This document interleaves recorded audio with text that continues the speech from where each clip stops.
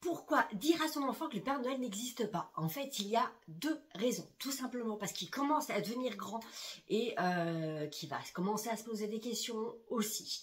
Alors, qu'on dit qu'il est grand, en fait, souvent, la plupart du temps, c'est quand il est au CP, voire même au CE20. Parce qu'en fait, les enfants commencent à discuter déjà de la liste au Père Noël, et c'est là justement où tu as des camarades, ou bien des parents aussi, d'autres enfants qui commencent à raconter que le Père Noël, tout simplement, n'existe pas. Et aussi parce qu'il commence à devenir trop grand, et donc il est temps de mettre fin à ce moment d'usurpation. Voilà.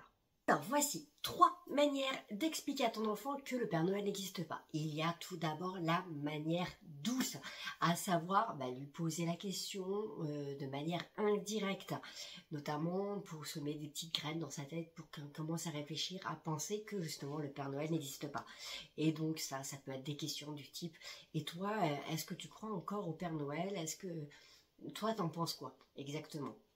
Donc ça, c'est la première méthode. La deuxième méthode, c'est la méthode de Charity Hutchinson. C'est pas elle qui l'a inventée, mais c'est elle qui l'a surtout démocratisée. Et en fait, c'est là où on permet de sensibiliser l'enfant, justement, au fait de devenir meilleur, devenir bon envers les autres. Et donc, pour les enfants qui se sentent prêts, voilà, ils peuvent devenir eux aussi un Père Noël et faire du bien, justement, à quelqu'un d'autre en lui offrant un cadeau sans avoir à attendre quelque chose en retour. Et donc ça permet justement d'éveiller, de faire grandir l'enfant de cette manière. Et la troisième méthode, c'est bien entendu, tout simplement la méthode directe, c'est lui dire, voilà, pour moi, ça s'est passé comme ça, etc., etc.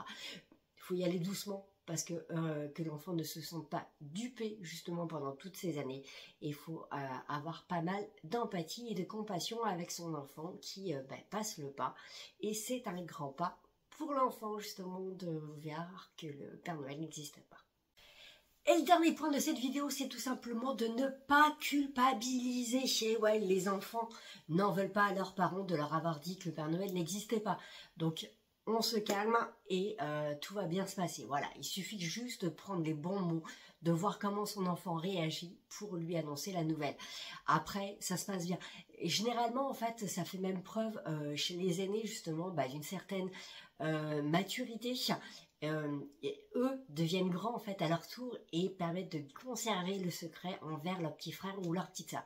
Donc ça, c'est vraiment une complicité après qui s'instaure avec entre les parents et les enfants. Et voilà donc comment annoncer à ses enfants que le Père Noël n'existe pas. Donc si ces conseils t'ont intéressé, surtout n'hésite pas à t'abonner. À très bientôt, ciao.